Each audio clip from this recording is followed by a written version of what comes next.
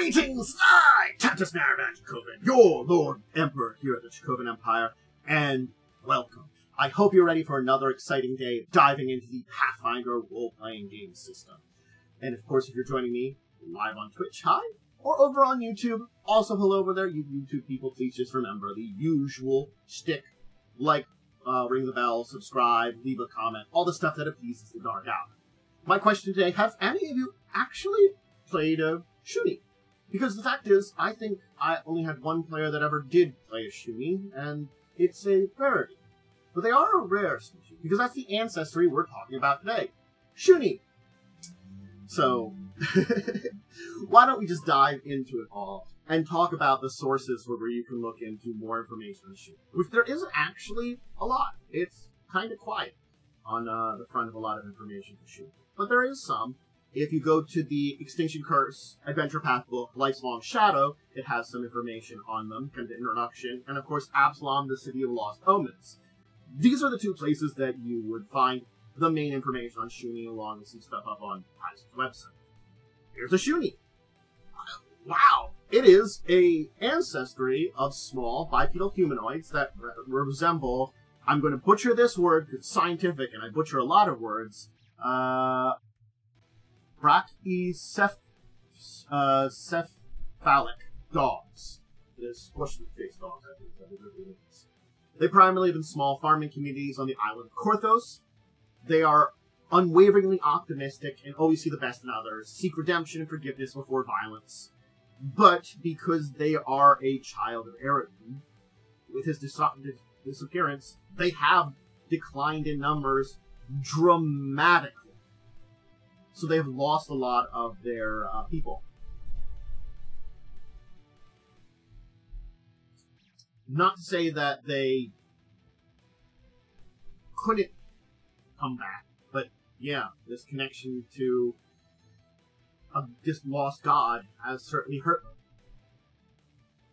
Now, if we would describe the Shoony, they're typically about 3.5 feet tall and weigh around 100 pounds.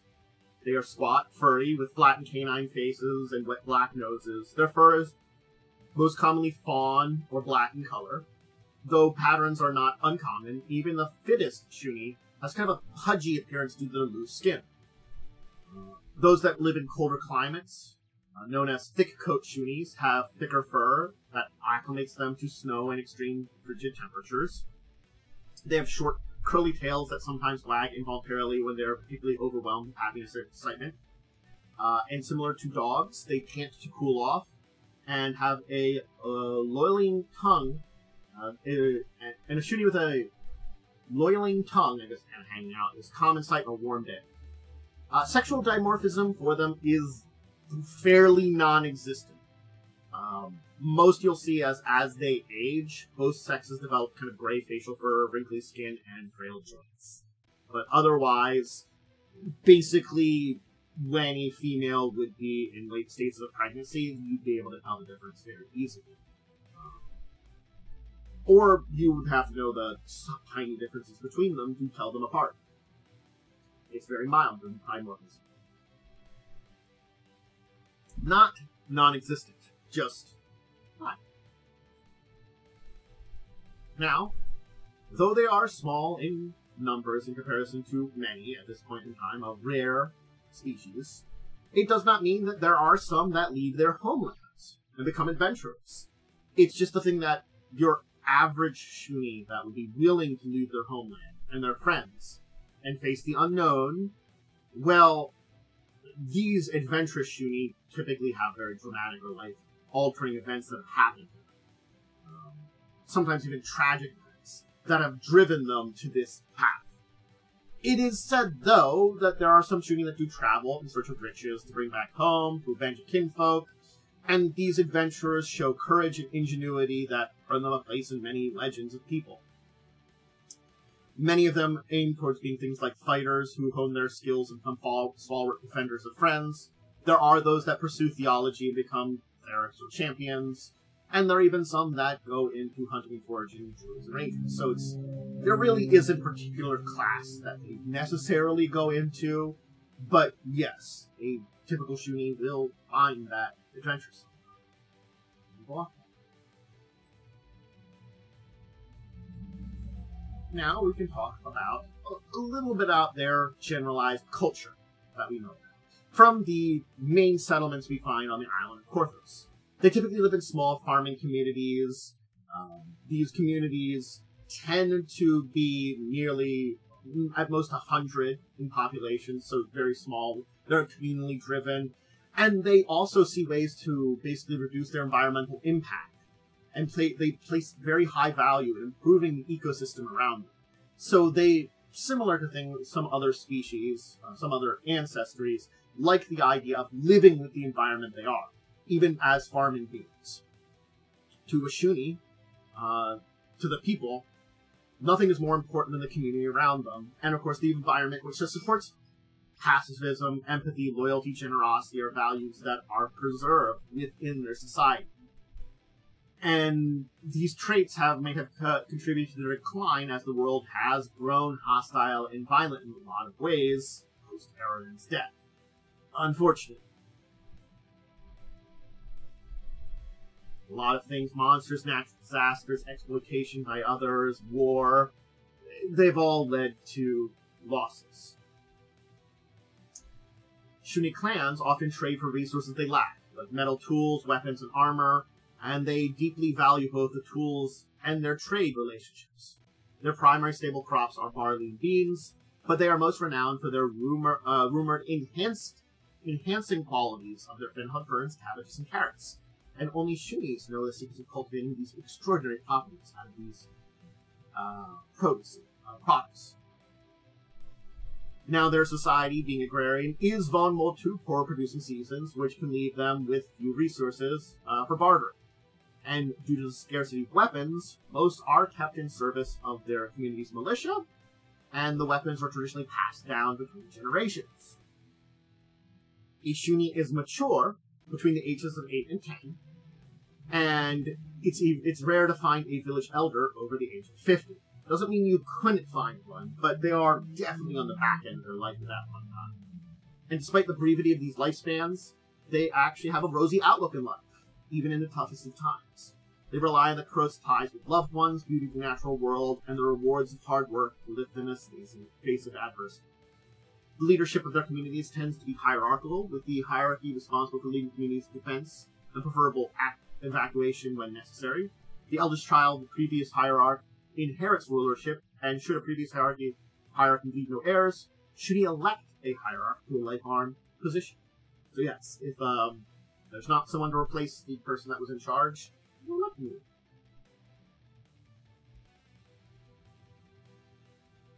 Now, we do have to turn to an area that they are in numbers. There is an enclave of them in Absalom, a city where certainly there's plenty of dangers, but some of the exploitation, monsters, and problems like that are probably a lot less in Absalom. And those that are there work in many of the delivering broadsheets newspapers. Delivering broadsheet newspapers, thanks to the preferential benefits offered by the Greenlit Post newsletter in Eastgate. Shoonies are as much as part of the din related to the city's print publishing industry that permeates Scrivener's Square in Wisecourt. So they're involved with the creation and distribution of broadsheets a lot in newspapers in Absalom. Now, of course, their mythology says that Aroden created their kind to be his companion shortly after he raised the island of Korthos from the sea. That's the Shoony history. As a result, Shoonies primarily worship Aroden. They did so until his death. And also, in case I need to note, the Isle of Korthos is the island that Absalom is on. Just in case anybody is unaware. Should mention that earlier. That's why some of them actually go to Absalom. So, since his death, though, many Shoonies have adopted a rascal as their patron deity due to the overlap between his edicts on family, community, and responsibility for the natural world that matches a lot with typical Shoony values. For those that become warriors of the Shoony people, usually protectors, but, you know, Iomade is worshipped as the paragon of diligence and integrity. So those that usually go the warrior path are those that are more protectors and seek justice for the people. But that's Shoony. And yes, there isn't a whole deep dive, we can actually say, on the Shoony people also. And we do have some information from both, of course, first edition and second edition. I mean, second edition, well, I think it's mainly second edition. We really have information on the Shoonies. Maybe they were introduced. I'd have to remember for sure, because I'd have to look that up. But regardless, they might have been out in first edition in the community stuff that Paizo. Still, with their introduction, they are something that is still a bit of a legacy with the remasters, but again, being something of a Paizo creation in second edition, I feel like there's not major changes to the Shoony people. It's just devil's in the details on the way that they're going to adapt ancestries as we see them in the remaster. So it's at most, if you're going to use one, you might want to play around with the adaptation there. There might not be a lot of work. It might be really easy to pick up and play a Shoony even now. Regardless, though, they are interesting. They are a people that is brave, loyal. They have a, belief system in basically doing the right thing and going for the peaceful solution first, and that anybody can be redeemed, and they want to see the best in everybody. They are a aspect of what could be seen as Aroden in a lot of ways, their creator. The goodness that he saw in humanity as the patron of humanity. And Shoonies just seem to reflect that in a lot of ways. Yeah, Aroden was still just lawful neutral. It wasn't necessarily good. But that better side of that side that leaned into the best parts of humanity, are what the Shoony represent in a lot of ways. I think that's what's important about the connection with Aroden. It's, the companions, humans. That's maybe why he created them. A companion that would teach us the good direction. Granted, I don't know if that's necessarily there. It's hard to say. We know he created them on Isle of Korthos. And there's probably more to that story deep into history. But what it is might not be known except to the Shoony people, and they haven't certainly said a lot about it. They haven't needed to. They just exist in what they do, enjoy their lives, and try their best to get along with the local population. And Absalom seems to be good rulers, neighbors, a little bit of both. Generally speaking, it's Absalom. It's not terrible. So, Ginny, not best position, not the worst position.